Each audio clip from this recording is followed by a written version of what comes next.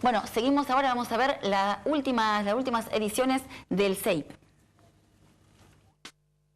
Obras selectas de Lenin, volumen 1 y 2. Estos textos de Lenin atraviesan la historia de las tumultuosas décadas del siglo XX en Europa y el mundo, de la Revolución Rusa de 1905 a la Primera Guerra Mundial, de la Revolución de Febrero de 1917 al primer Estado de los Trabajadores. En sus escritos están las huellas de este gran momento histórico del siglo XX. Ediciones IPS, Instituto de Pensamiento Socialista.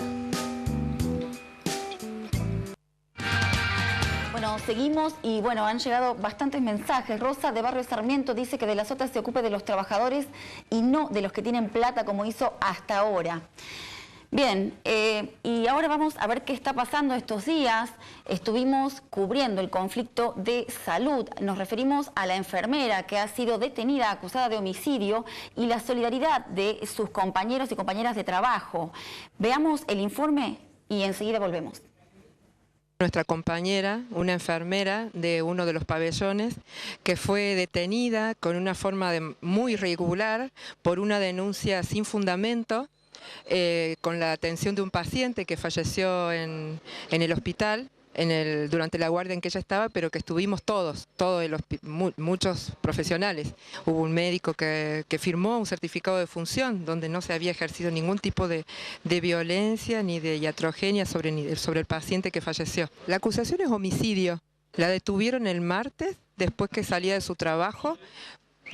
Más de 10 policías de civil, un operativo en un auto sin marcas, y nosotros nos enteramos porque hubo compañeros que la vieron.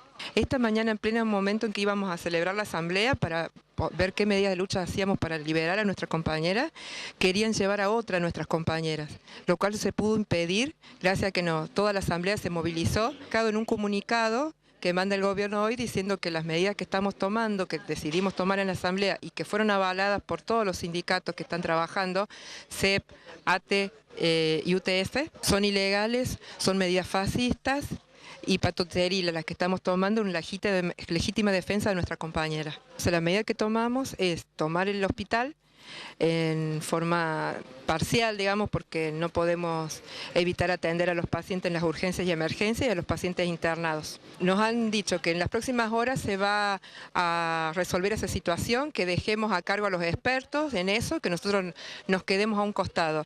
Como eso no sirvió, ahora nos están amenazando con descontarnos los días de paro, han declarado ilegal esta medida, incluso si seguíamos manteniendo la postura de que hacíamos una toma del hospital, que nos iban a desalojar por la fuerza. Somos de la agrupación docente de base, venimos a traer la solidaridad. Nos parece que una aberración esto que hicieron con la compañera.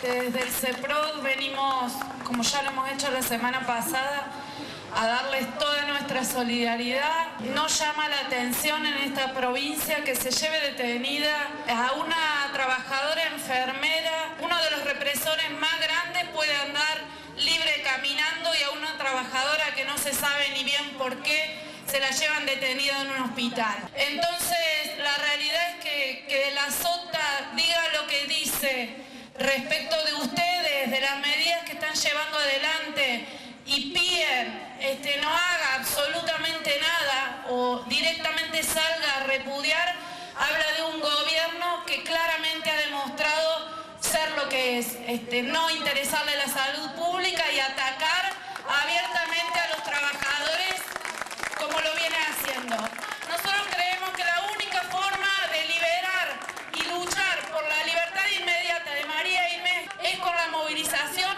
es con las asambleas y con las medidas que están llevando adelante. Yo soy acompañante de mi hermano que hace del 18 de abril que se encuentra internado sin movilidad propia, o sea hay que estarlo manejando para todo. Y bueno, y lo único que les puedo decir es que la atención de las enfermeras en general, todos los 3 turnos, es una maravilla. No creo ni creeré nunca que una de esas personas vaya a tener haber hecho una maldad o una cosa así, por nada. Yo soy licenciada en enfermería, soy la jefa de enfermeras del hospital. Nosotros seguimos nuestra lucha porque consideramos que ella es inocente, por lo tanto no nos vamos a mover desde acá del hospital hasta que la dejen en libertad. Ella actuó acorde a un protocolo establecido y no ha ocurrido absolutamente nada fuera de lugar. Indudablemente sacarla como la sacaron a María Inés, 12 personas de civil en autos que no estaban identificados, consideramos que sí, eso es una afrenta a nuestra libertad como trabajadores. Nosotros sentimos que si han tocado a María Inés, nos han tocado a todos. Realmente ahora no sabemos cómo nos vamos a enfrentar a trabajar día a día frente a los pacientes, si siempre va a estar poniendo en tela de juicio cada una de nuestras acciones como que es en contra de los pacientes, cuando es todo lo contrario. Nosotros con mucho voluntarismo estamos haciendo lo que podemos con los recursos que tenemos, con las pocas cosas que tenemos cada día en el hospital. La única explicación que le encontramos es enmarcarla en un gobierno que tiene una política persecutoria para los trabajadores. Nosotros estamos viendo que entonces ser trabajador para este gobierno es un delito y es un delito que él piensa perseguir.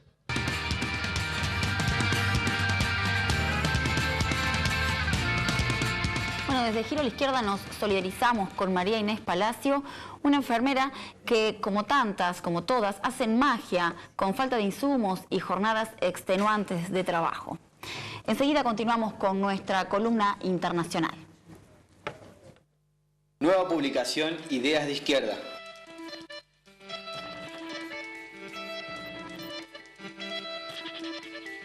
Esta revista sale a la calle cuando recorren el mundo nuevas explosiones de rebeldía con un gran protagonismo de la juventud, pero también con la participación de sectores de trabajadores. San Pablo, Estambul, Santiago de Chile, El Cairo. Estas tienen el trasfondo de una nueva crisis histórica del capitalismo. Masivas movilizaciones unen el cuestionamiento de los privilegios de la casta de políticos serviles de los capitalistas, con el reclamo de mejores condiciones de vida. En Argentina, la lenta decadencia del gobierno nacional tiene como marco esta nueva crisis capitalista y el retorno, aunque inicial, de la lucha de clases. En este número, Eduardo Brunner relata su reciente visita a Turquía, en pleno auge de las movilizaciones que tuvieron su epicentro en la Plaza Taksim. Ricardo Antunes nos brinda una lectura de los motores de las históricas movilizaciones en Brasil y las causas profundas que empujaron a las calles a millones de brasileños. La batalla por la recuperación y renovación permanente de las ideas del marxismo es parte esencial de nuestro propósito. Un destacado representante de la nueva generación de intelectuales marxistas franceses, Emmanuel Barot, recorre el itinerario de la idea del comunismo a lo largo de la historia. Cristian Castillo escribe sobre las elecciones, la división del peronismo y los desafíos de la izquierda. Hacemos esta revista intelectuales referenciados en el programa y la perspectiva del Frente de Izquierda y de los trabajadores. También escriben en este número Hernán Camarero, Paula Varela, Fernanda Exixon, Andrea Datri, entre otros. Luchamos por la conquista de la independencia política de la clase trabajadora. Queremos batallar para que se abran camino las ideas revolucionarias, las ideas del marxismo, las ideas de izquierda.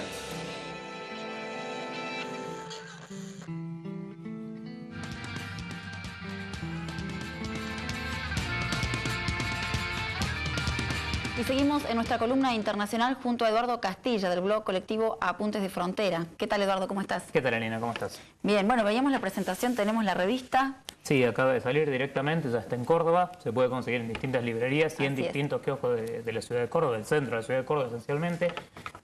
Bueno, o sea, anunciamos por decirlo de alguna forma, en el centro se puede conseguir en la librería Espartaco, en Rubén Libros y en El Espejo y en Mundo Lectura, están todos ubicados en la zona céntrica de la ciudad. Y después también en los principales kioscos que están en la zona del centro. Bien, también escribe Laura Vilches, columnista habitual de este programa. Escribe Laura Vilches, escribe bueno, Eduardo Brunner, Hernán Camarero, como decían ahí. Y la semana que viene va a estar acá Fernando Exixon, que es una de las personalidades que escribe, uno de los intelectuales que escribe, comentándonos un poco sobre cuál es la idea general de la revista. Bien. Entonces estaremos cubriéndolo la semana que viene.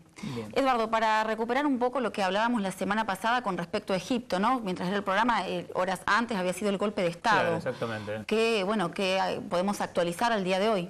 Lo esencial que se ha producido en la última semana, desde que nosotros hicimos el anterior programa, es por un lado, asumió directamente el gobierno de Mansur, asumió y se otorgó a sí mismo una cantidad de poderes relativamente importantes. Esto incluso ha despertado algunas primeras fisuras al interior de la coalición, que como decíamos estaba integrado por el ejército, por sectores civiles y por sectores religiosos. Hay sectores civiles que han salido directamente a diferenciarse de las primeras medidas que tomó el gobierno, como es el caso de la coalición Tamarote, es decir, lo que se puede traducir como rebélate o como rebelión.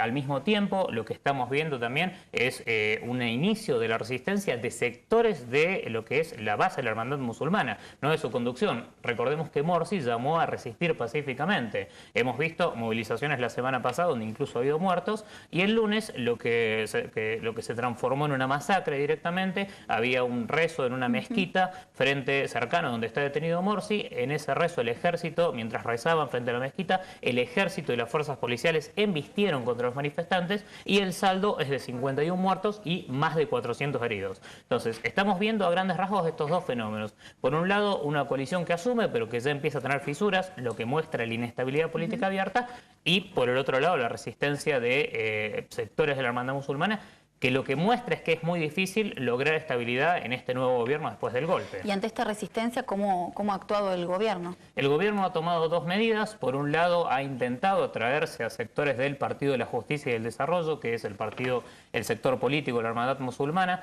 Le ha intentado ofrecer la posibilidad de que participe en ministerios. Esto no ha resultado, la hermandad musulmana lo ha rechazado hoy. Y por el otro lado hay, junto a esta política represiva que decíamos recién, un inicio de una persecución judicial con una justicia que obviamente está instalada por los golpistas. Entonces, en el día de hoy se libraron órdenes de captura contra algunos de los principales dirigentes y referentes ideológicos de la hermandad musulmana. Habrá que ver qué es lo que ocurre, pero efectivamente, como decíamos recién, es una situación abierta de mucha inestabilidad.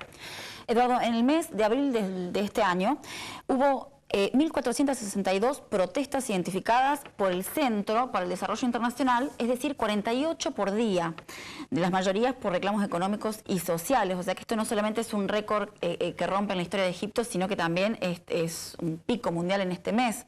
¿Qué expresa este proceso de manera más profunda? Esencialmente lo que está expresando es un proceso revolucionario muy profundo, como le decíamos recién. Es decir, estamos hablando de movilizaciones masivas. Es decir, la semana pasada hubo movilizaciones de 15 y 7 millones de personas. Difícilmente se encuentra en la historia de la lucha de clases movilizaciones de semejante magnitud. Lo que está viendo es un proceso revolucionario muy profundo, que lo que van a ver es si es posible o no canalizarlo con las distintas medidas políticas que están llevando adelante el gobierno. Esto muy probablemente no sea posible. Por ahora lo que vemos es un proceso en el cual ha participado todo el mundo masivamente la semana pasada. Todavía la clase trabajadora, como decíamos también, no ha tenido un protagonismo. Esto es lo que está permitiendo es que haya una relativa división en el país entre sectores ideológicos y políticamente afines a los sectores islamistas y por el otro lado los sectores laicos. Es decir, precisamente como la clase obrera no está protagonizando esta lucha con sus propios métodos, en lugar de dividirse el país alrededor de las clases sociales, es decir, del enfrentamiento entre empresarios y los sectores de trabajadores, se divide alrededor de estos conflictos político-ideológicos. Este es un límite importante del proceso, tal como ya lo veníamos diciendo. Bien, nos quedan segundos, ¿no? Se nos acabó el tiempo. ¿Querés agregar algo mínimo? No, me parece que lo que tenemos que hacer es seguir viendo este proceso en las próximas semanas y meses. Es decir, lejos de ser un proceso que se ha estabilizado, estamos ante un proceso que permanece abierto y es difícil resolución, tal como lo está planteando hoy el gobierno golpista. Muchas gracias, Eduardo. A vos, Elena. Bueno, y nos despedimos hasta el próximo miércoles a las 22 horas. Recordá que podés vernos mañana en la repetición, jueves a las 10 de la mañana, y si no, por internet en giroalaizquierdatv.com.ar. Gracias por acompañarnos. Seguinos en nuestra web www.giroalaizquierdatv.com.ar.